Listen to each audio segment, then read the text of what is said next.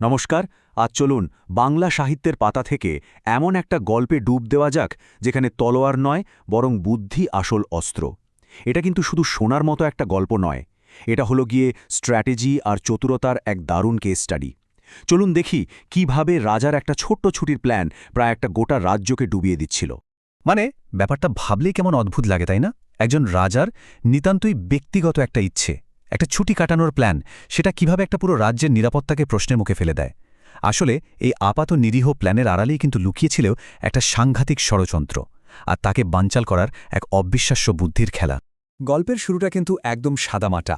একটা বেশ সমৃদ্ধ রাজ্য, প্রজারা সবাই সুখে শান্তিতে আছে, আর রাজা কৃষ্ণচন্দ্র এই শান্ত জীবন কাটাতে কাটাতে বেশ বোর হয়ে গেছেন। তো তিনি ঠিক করলেন কটা দিন একটু পাহাড় থেকে ঘুরে আসবেন। কিন্তু তিনি ঘুণাক্ষরেও টের পাননি যে তার এই ছোট্ট ইচ্ছাই আসলে এক ভয়ঙ্কর ঝড়ের পূর্বাভাস ছিল। রাজার এই পরিকল্পনাটা শোনার পরেই রাজসভা যেন দুটো ভাগে ভাগ হয়ে গেল। একদিকে দেখুন মন্ত্রীমশাইয়ের সে কি উৎসাহ, একেবারে যেন হাতে চাঁদ পেয়েছেন, বলছেন মহারাজ আপনি নিশ্চিন্তে যান। আর অন্যদিকে আমাদের বিচক্ষণ গোপাল ভাঁড়, তার কপালে কিন্তু গভীর চিন্তার ভাঁজ। তার অভিজ্ঞ চোখ ঠিকই বুঝেছিল ডাল মে কুছ কালা হ্যায়। তাই তিনি রাজাকে বললেন, এখন যাওয়াটা বোধহয় ঠিক হবে না, কিছুদিন বরং অপেক্ষা করা যাক। রাজা তো আর গোপালের কথা ফেলতে পারেন না, তাই তিনি রাজি হলেন। ঠিক আছে, 7টা দিন অপেক্ষা করা যাক। এই 7টা দিন শুনতে খুব কম সময় মনে হলেও এই সময়টুকুর মধ্যে কিন্তু কৃষ্ণনগরের ভাগ্য লেখা হতে চলেছিল। পুরো খেলার মোড় ঘুরিয়ে দেওয়ার জন্য এই 7টা দিনই ছিল যথেষ্ট। আর গোপালের সন্দেহ যে একদম ঠিক ছিল তা প্রমাণ হতে এক মুহূর্তও লাগল না। রাজা যেই না তার ছুটি পেছানোর সিদ্ধান্ত নিলেন, অমনি পর্দার আড়ালের ষড়যন্ত্রটা তার কালো ডানা মেলতে শুরু করল। গোপাল তো ছাড়ার পাত্র নন। তিনি ছায়ার মতো মন্ত্রীর পিছু নিলেন, আর যা শুনলেন তাতে তার রক্ত হিম হয়ে যাওয়ার জোগাড়। মন্ত্রী তার এক সাগরেদকে ফিসফিস করে বলছেন, রাজা একবার রাজ্যের বাইরে পা রাখুক, তারপর দেখবি আসল খেলা। আমি নিজেকে রাজা ঘোষণা করব, আর ও যদি ফেরার চেষ্টা করে রাজ্যের দরজা ওর জন্য চিরতরে বন্ধ হয়ে যাবে। ভাবা যায় ক্ষমতার লোভ মানুষকে কোথায় নামাতে পারে।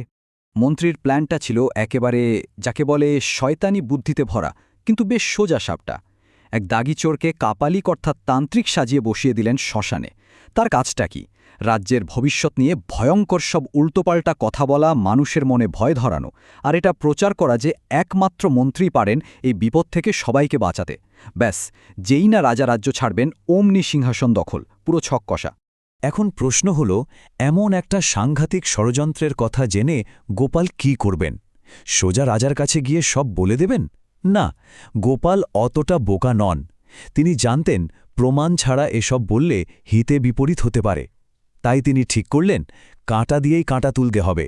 ষড়যন্ত্রের জবাব দিলেন আরও বড় এক বুদ্ধির চালে। গোপালের হাতে তুরুপের তাস ছিল মাত্র একটা সাধারণ শালপাতা। কিন্তু দাঁড়ান, ওটা মোটেই সাধারণ ছিল না। একটা বিশেষ টেকনিকে তিনি পাতাটাকে এমনভাবে তৈরি করলেন যে দেখে মনে হচ্ছিল ওটা যেন 150 বছরের পুরনো কোনো পুঁথি। আর সেই পাতার ভেতরে লেখা ছিল এক রহস্যময় ধাঁধা, যা পরের দিন রাজসভায় রীতিমতো আলোড়ন ফেলে দিল। এই হল গিয়ে সেই ধাঁধাটা। শুনুন, সব কিছুর মাঝে সব আছে, না বেশি দূর না বেশি কাছে।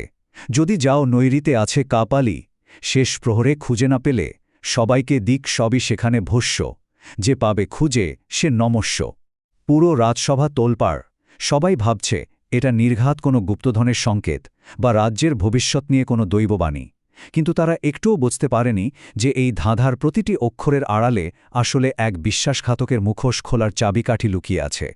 পরের দিন যখন সবাই এই ধাঁধার মানে খুঁজতে গিয়ে হিমশিম খাচ্ছে, তখন উঠে দাঁড়ালেন গোপাল। আর তিনি যেভাবে এর মানেটা বোঝালেন, তাতে তো সবার চোখ ছানাবড়া। সবকিছুর মাঝে সব আছে, এর মানে হল শ্মশান, যেখানে জীবনের সবকিছু শেষমেশ সব হয়ে যায়। নৈরিতে আছে কাপালি, আরে নৈরিত মানে তো দক্ষিণ পশ্চিম দিক, আর রাজবাড়ির শ্মশান তো সেদিকেই। আর শেষ প্রহরে ভস্য, এর মানে তো পরিষ্কার, গভীর রাতে চিতার ছাইয়ের কাছে গেলেই কাউকে খুঁজে পাওয়া যাবে। গোপালের এই ব্যাখ্যায় ষড়যন্ত্রের জালটা যেন সবার চোখের সামনে দিনের আলোর মতো পরিষ্কার হয়ে গেল। গোপালের যুক্তিতে রাজা এতটাই কনভিন্সড হলেন যে তিনি আর এক মুহূর্ত অপেক্ষা করলেন না। সঙ্গে সঙ্গে হুকুম দিলেন আজ রাতেই সবাই মিলে শ্মশানে যাওয়া হবে। সত্যমিথ্যার চূড়ান্ত পরীক্ষার জন্য মঞ্চ একেবারে প্রস্তুত। তো সেই গভীর রাতে রাজা, মন্ত্রী, গোপাল আর রাজসভার বাকিরা সবাই মিলে পৌঁছালেন শ্মশানে। আর গিয়ে দেখলেন, আরে বাস, ধাঁধায় যেমন বলা ছিল ঠিক সেরকমই এক কাপালিক ধুনি জ্বালিয়ে বসে আছে। পরিবেশটা তখন একেবারে থমথমে, গা ছমছমে। মন্ত্রী তো ভাবলেন রাজা আর বাকিরা একটু দূরে আছে, এই সুযোগ। তিনি চুপি চুপি সেই ভণ্ড কাপালিকের কাছে গিয়ে ফিস করে বললেন, এই শয়তান বটা, তোকে না আজ আসতে বারণ করেছিলাম? যাগ্গে শোন, রাজা বাইরে গেলেই আমি রাজা আর তুই হবি আমার মন্ত্রী।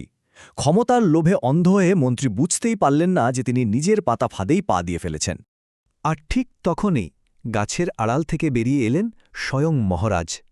তিনি নিজের কানে সবটা শুনেছেন। গোপালের পাতা ফাঁদে পা দিয়ে মন্ত্রী নিজের মুখেই তার সব অপরাধ কবুল করে নিলেন।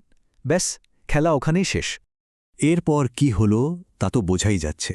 বিশ্বাসঘাতকতার হল পতন আর বুদ্ধির হল জয়। কিন্তু রাজসভায় তখন একটাই প্রশ্ন ঘুরপাক খাচ্ছিল, গোপাল এই অসম্ভবকে সম্ভব করলেন কিভাবে? ওই ১৫০ বছরের পুরনো পুঁথিটা তিনি পেলেন কোথা থেকে? হ্যাঁ, সবার মনে তখন একটাই প্রশ্ন, একটা সাধারণ শালপাতা কি করে ১৫০ বছরের পুরনো এক পুঁথির মতো দেখতে হতে পারে? গোপালের এই ম্যাজিকের পেছনের আসল রহস্যটা কি ছিল?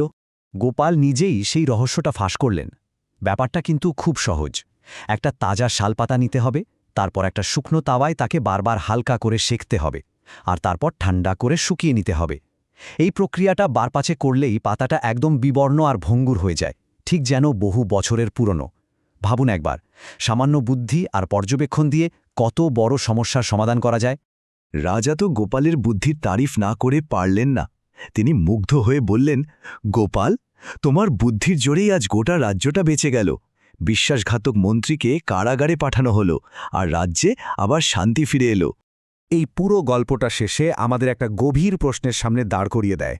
ক্ষমতার আস্ফালন বা সরাসরি মারামারির চেয়েও বুদ্ধিমত্তা আর কৌশলের জোর কি অনেক বেশি নয়? কখনো কখনো একটা সাধারণ শালপাতাও হয়তো একটা ধারালো তরবারির চেয়ে অনেক বেশি শক্তিশালী হয়ে উঠতে পারে। কি মনে হয়,